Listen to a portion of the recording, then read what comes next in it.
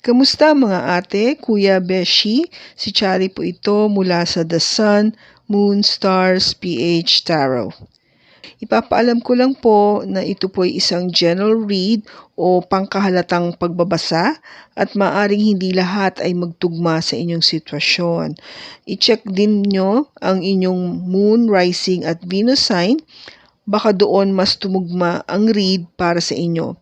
At kung ang mensahe ay tama sa inyo, paki-like lang po at mag-subscribe kung hindi pa ninyo ito ginagawa. Okay, mag-umpisa na po tayo.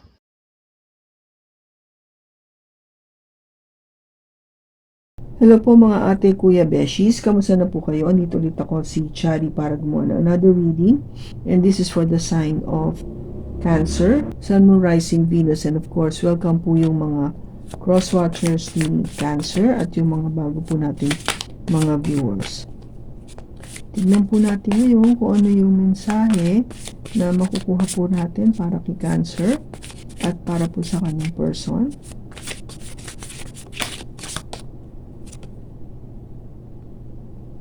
I can't promise you anything.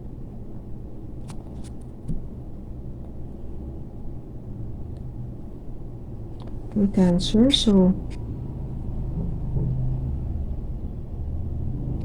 sinasabi niya rito na wala siya maipapangako sa'yo. Ganun kasimple. Kung ano man yung relationship nyo ngayon, it's just something that is totally open, no? Walang ka siguraduhan, no?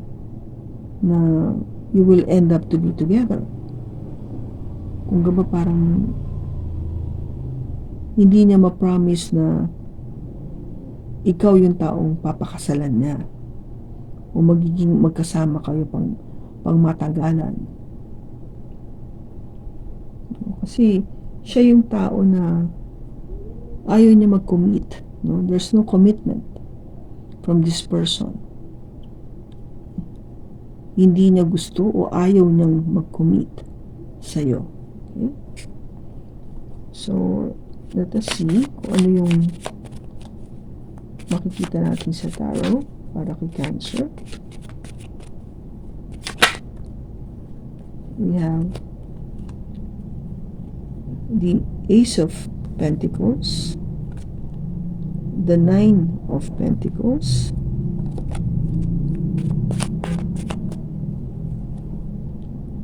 the Lovers,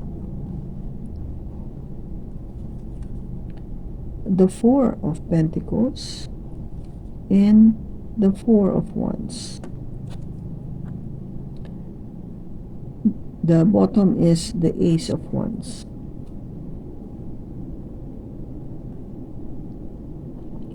Cancer,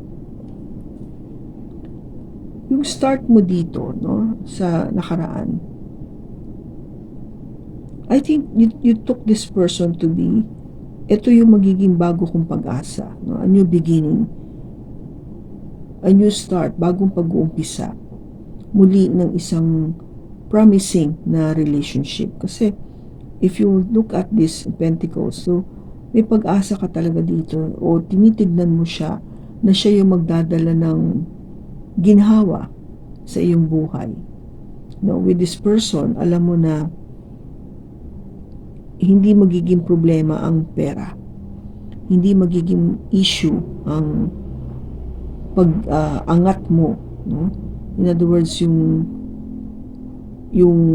mga bagay-bagay na ma-acquire mo na material things, nakikita mo siya yung tutupad nito o yung magbibigay nito sa'yo eventually, okay? But somehow naging naging problema o naging challenging for your person kasi the Nine of Pentacles is something na gusto mo to stay single. Okay? Now, could this energy, it could be you, Cancer, na gusto mo maging single. If you see kasi na this person, o sabihin natin na you are the person that is saying, I cannot promise you anything, kasi your person might be looking at you to be magdadala ng ginhawa o swerte sa relationship na to. Ikaw yung panibagong bibigay sa kanya ng pag-asa or sabihin natin ng a new beginning when it comes to acquiring things, no? Yung ginhawa nga ng buhay. But you love to be single. Gusto mo, no? Kasi happy ka na nag-earn ka naman enough to support yourself, to be independent, no? You don't need this other person para mapatupad ito. Hindi eh. Parang you on your own can do that. Yung tipong, may pera naman ako eh. Meron akong trabaho. Maganda yung career ko. Hindi ko kailangan to eh. Hindi to yung kung gaba priority ko o tinitignan ko sa relationship. Okay? Hindi ito yung importante sa akin sa ngayon. Kaya, ang sinasabi sa'yo dito with the lovers, come on, you make a decision. Ano ba? Kasi the way I see it is, enjoy ka maging single. So, ano na gusto mo mangyari? Stay single? Or to be in a relationship? That is the lovers asking you, make that decision. Ano bang gusto mo? Sabihin mo na. Kasi, ang nangyayari is, this person is holding tightly to you. Ayaw niyang mawala ka. Kaya siya nag-hold tightly. Bakit? Because umaasa nga siya na eventually, balang araw, magiging kayong dalawa. Balang araw, magiging kayo o mag-asawa kayo o you will lead into marriage. No? Yun yung, kung gaba parang inaano niya, tinitignan niya dito. Na ikaw na yung gusto niyang makasama pang habang buhay. And, hindi lang ganun, ha? Meron siyang talagang hoping that this relationship, hindi lang pera ang dating, no? Hindi pati passion. Na talagang mainit yung magiging pagmamahalan nyo sa isa't isa. No? Talagang panibagong pag-ibig, no? Something very passionate. Now, let us see. Bakit andito yung Ace of Pentacles?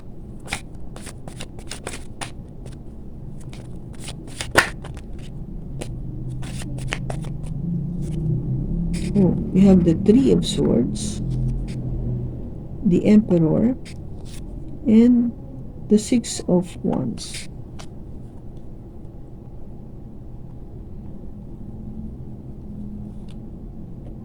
Itong bagong pag-asa na maging stable yung relationship is, ang dala niya is heartache, no? Instead na maging maganda yung outcome, sakit pa rin sa damdamin ang dala nito. Dito sa tao na akala mo siya na yung tao na tinitingala mo na magdadala nitong magandang pag-uumpisa sa'yo. Somebody na talagang may edad na, no, mas matured sa'yo. Maybe meron siyang Aries sa kanyang chart o meron siyang, or Aries siya, Cancer, na talagang may pagka-boss, no? O father figure, no? Ganun yung dating nito, yung Emperor. Very controlling person. At alam mo na pagdating dito sa Emperor na to, wagi ka dito, panalo. Kasi nga alam mong kahit papano, ano na siya, established na. Meron na siyang, kung gaba kaperahan, matagal na nag-work, kaya alam mong may naipon na, o may property na. yung hindi na to yung isip bata, alam mong matured, alam mo yung hindi na yung mahilig sa mga good time, but somebody who's truly responsible, no? Yun yung nakikita mo kasi, but what you don't really see is ito yun, no? Which is nakakagulat kasi ang dala pa rin is heartache, no?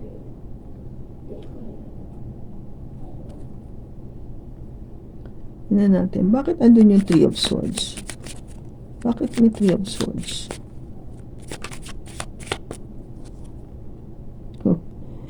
Kasi because of the devil energy, right? Tinanong ko kasi, bakit andito to? Bakit andyan siya? Toxic. No? Toxic yung ano niya eh. Yung dating nitong tao na to. Kaya may heartache. Okay nga siya, matanda, matured, may sinasabi, may pera na, but toxic. Meron niyang ugali na hindi maganda or may ginagawa siya na hindi maganda. Nine of Pentacles. Bakit andito? We have the Tower, the Three of Pentacles, and the Six of Swords. Mas gusto mo maging single kasi sa totoo lang, hindi mo kasi inaasahan na, things will work out with you and this person. Kaya you've decided na umalis na lang, mas pumunta sa yung magkaroon ng mas tahimik na pamilya o pumunta sa mas tahimik na lugar o tahimik na, in other words, yung situation nyo, mabuti pang nag-iisa na lang, di ba? Mas tahimik yun. Kaya nga, this is the Nine of Pentacles, to be just single, mas mabuti pang nag-iisa kesa meron kang ka-relationship pero toxic naman. Bakit andito yung Lovers?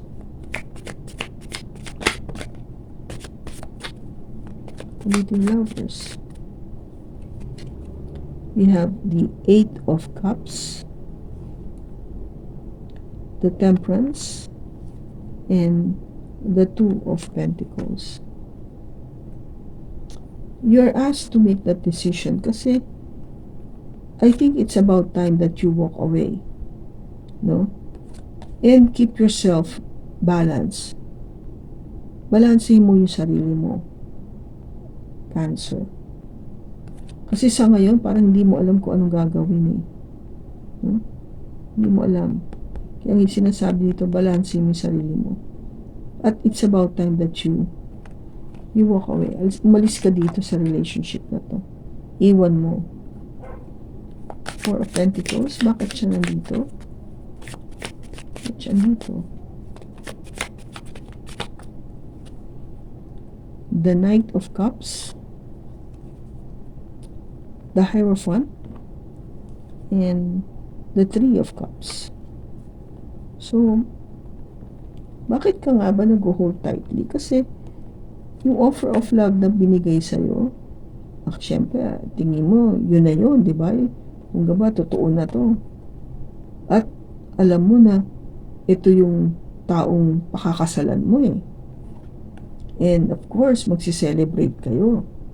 No? You will be happy, celebrating all the time. No? Ganun yung nakikita mo, kaya nag-hold tightly ka dito sa tao na to eh. Ayaw mo siyang mawala. Kasi nga, yung nakikita mo is something that is not being shown to you, yung totoong kulay niya. No? Bakit andito yung Four of Wands? Bakit andito yung Four of Wands? We have the King of Pentacles, the Five of Wands, and the Knight of Wands. Okay, so itong possibility na sana nga maging kayo at the end, okay siya kung this person has this quality of a King of Pentacles that is very stable and mature. Kaso hindi may conflict. May kaguluhan kayo magkakagulo kayo, or there will be some conflict between you and maybe yung external conflict or between the two of you. Yung conflict na to, may kaguluhan something that would really shake up the relationship. And it has something to do with yung Knight of Wands dito is talagang hindi nga siya consistent because of this toxic energy. Kaya hindi siya consistent with you. Meron siyang iba. I think this person has a tendency to be parang playful, flirty, maano pa, tumitingin pa ng iba. Hindi lang ikaw. Okay? So, sinasabi nga na, kaya nga siguro, this person is telling you na wala akong mapapangako sa'yo. I cannot promise you anything. Maybe this person doesn't really want na to get him to commit, Wala nga commitment Hindi siya ready to commit. That is the point. Now, ano yung message para kay Cancer?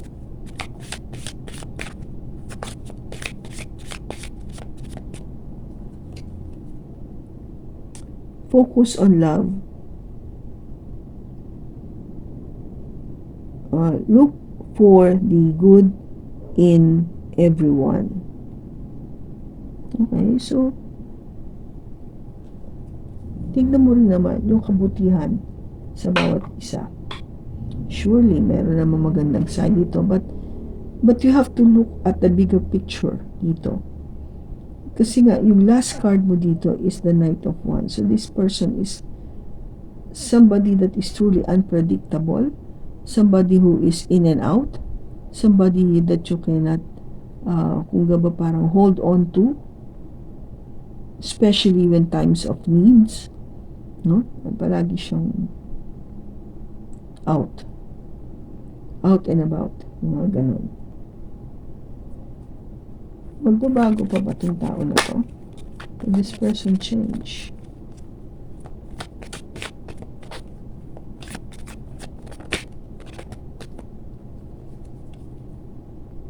Sabi naman niya, yes. Magbabago siya. Eventually ba, pakakasalan ka nito? Pakakasalan ba ni Cancer to? If you use your intuition, oo naman. Siguro talagang kailangan lang na makapag-usap kayo. Makapag-usap kayo mabuti. Paalam mo sa kanya na kung ano ba talagang plano, seryoso ka ba? Ano ba meron ba akong aasahan? Yung mga things like that. I think you need to have a heart-to-heart conversation para clear ka kung anong direction yung dapat mong kunin. Kasi kung sabihin natin, kasi remember, nagbabago ang energy, okay?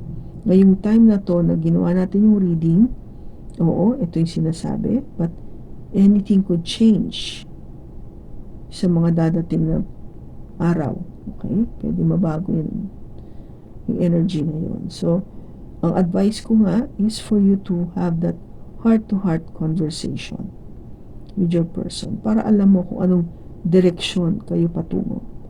Kung pareho ba kayo ng pag-iisip. Are you on the same page? Kasi kung iniisip mo is marriage, tanong mo, ito rin ba yung naiisip mo para sa ating dalawa? Siyempre, kung hindi, then of course, you're being asked to walk away. Malis ka dyan. Dalawang card yan na nagsasabing, ito, walk away. Umalis ka. Kung hindi. Okay? So, kung kanino mang cancer ito na nakuha natin yung enerhiya, maraming salamat sa pagsama mo sa akin sa pagbasa na ito. Sa susunod po muli, ingat ka and God bless.